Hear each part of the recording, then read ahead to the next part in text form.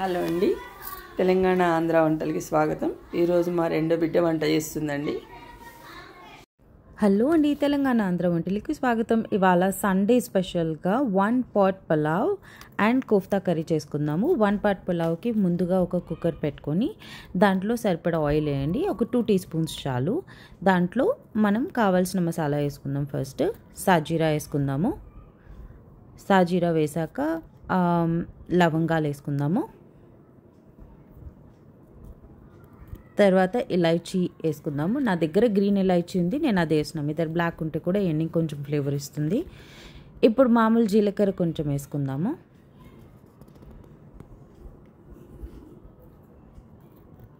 ఇప్పుడు దీంట్లో కొన్ని మిరియాలు వేసుకుందాం. ఒక దాల్చిన చెక్క చిన్న ముక్కలు చేసి వేసుకుందాము.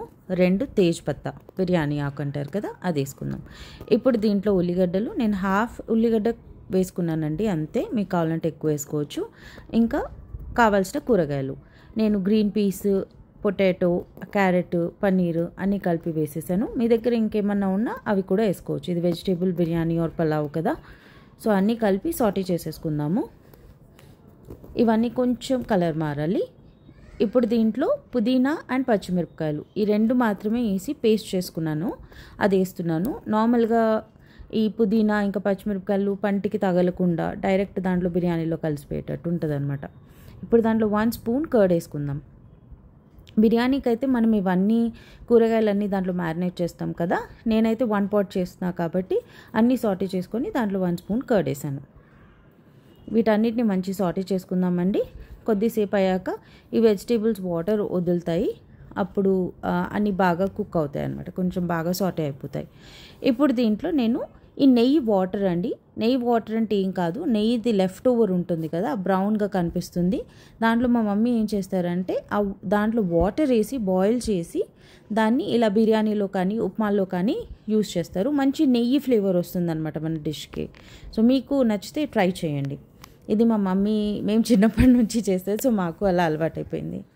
ఇప్పుడు చూసారు కదా, అన్నీ బాగా కుక్ అయిపోయాయి. ఇప్పుడు పన్నీర్ కూడా దాంట్లో కుక్ అయినందువలన ప్రతి ఫ్లేవర్ పన్నీర్లో దిగుతుందండి, చాలా బాగుంటుంది పులావ్. ట్రై చేయండి. ఓకే, ఇప్పుడు నాకైతే వెజిటేబుల్స్ బాగానే కుక్ అయిపోయాయండి. ఇప్పుడు దీంట్లో నేను ఇదిగోండి బియ్యం కడిగాను కదా, దాని వాటర్ వేస్తున్నాను. ఇది 3 cups రైస్, దాన్ని నేను 5.5 cups వాటర్ తీసుకున్నాను. 5.5 cups వాటర్ వేసుకొని బాగా కుక్కర్లో బాయిల్ చేసుకుందాం. ఇది రెగ్యులర్ సోనా మసూరి యూస్ చేస్తున్నా అండి, మీకు కావాలంటే బిర్యానీ రైస్ కూడా వాడచ్చు. నేను సోనా మసూరి యూస్ చేస్తున్నాను. ఇప్పుడు ఈ వాటర్లో నేను ఫస్ట్ అల్లం ఎల్లిగడ్డ పేస్ట్ వేయడం మర్చిపోయాను, సో ఈ వాటర్లో అల్లం ఎల్లిగడ్డ పేస్ట్ వేసేస్తున్నాను. ఇది బాగా కొంచెం సేపు కాగనిద్దాము. కొంచెం బాయిల్ అయ్యాక అప్పుడు దీంట్లో మనం కడిగి పెట్టుకున్న సోనా మసూరి వేసుకుందాం. మధ్యలో నిమ్మ చెక్క వేస్తున్నానండి, దీనివల్ల మనకి బిర్యానీ కొంచెం కులా ఇలా విడివిడిగా వస్తుందన్నమాట. ఇప్పుడు కడిగి పెట్టుకున్న సోనా మసూరి రైస్ వేసేసుకుందాము. ఇది 3 cups Sona Masuri rice, 5.5 cups water, కొలత ఇదే అండి. ఇప్పుడు బాగా కలిపేసి ఒకసారి చూడండి, బాగా కలిపేసి ఇప్పుడు దీన్ని ఈ స్టేజ్లో మీరు ఉప్పు కానీ కారం కానీ కావాలంటే మళ్ళీ వేసుకోవచ్చు. నాకు సరిపోయింది, సో నేను సింపుల్గా కుక్కర్ మూత పెట్టేస్తాను. కుక్కర్ మూత పెట్టేసి ఒక 2 whistles రానిస్తే మన పులావ్ రెడీ అయిపోతుందండి. పులావ్ రెడీ అయ్యేలోపు మనం కోఫ్తా కర్రీ చేసుకుందాము. కోఫ్తా కర్రీ కొంచెం స్పెషల్గా చూపిస్తానన్నాను కదా. ఫస్ట్ కడాయిలో ఆయిల్ పెట్టుకున్నాను. కోఫ్తా కోసం నేను ఆల్రెడీ క్యాబేజ్, క్యారెట్, బంగాళదుంప, పన్నీర్ అండ్ కార్న్ఫ్లవర్, ఉప్పు, కారం, అల్లం ఎల్లిగడ్డ పేస్ట్ వేసి ఈ ముద్ద రెడీ చేసుకున్నానండి.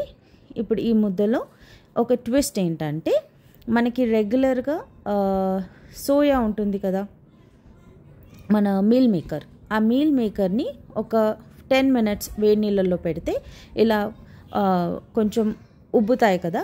ఇప్పుడు ఆ కోఫ్తా మిక్చర్ ఏదైతే చేసుకున్నానో దాంట్లో మధ్యలో మీల్ మేకర్ పెట్టేసి ఇలా కోఫ్తా బాల్స్ చేసుకుంటున్నానండి. ఇదే నేను చేసే కొత్త రకం కోఫ్తా అనమాట, చాలా బాగుంటుంది. మీల్ మేకర్ ప్లస్ నేను చేసుకున్న మిక్చర్, ఇదిగోండి ఇంకోటి చూపిస్తాను. కోఫ్తా మిక్చర్ తీసుకొని మధ్యలో మీల్ మేకర్ పెట్టేసి అలా రౌండ్గా చేసేసుకోవాలి. ఎస్, ఇప్పుడు ఒక్కొక్క కోఫ్తాని మనకి బాగా కాగుతున్న నూనెలో వేద్దాము. మంట మీడియం ఫ్లేమ్లో మాత్రమే ఉండాలి. బాగా గుర్తుంచుకోండి, లో ఉండొద్దు, హై ఉండొద్దు, మీడియం ఫ్లేమ్లో మాత్రమే ఈ కోఫ్తాల్ని మనము ఫ్రై చేసుకోవాలి.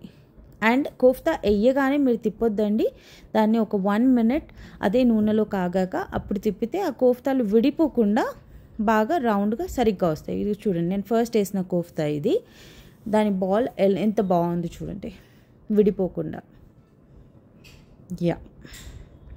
ఇలా అన్ని కోఫ్తా బాల్స్ని బాగా వేయించుకొని పక్కన పెట్టేసుకోండి. కోఫ్తాల్ని మాత్రం కలపొద్దండి ఆయిల్లో వేసాక.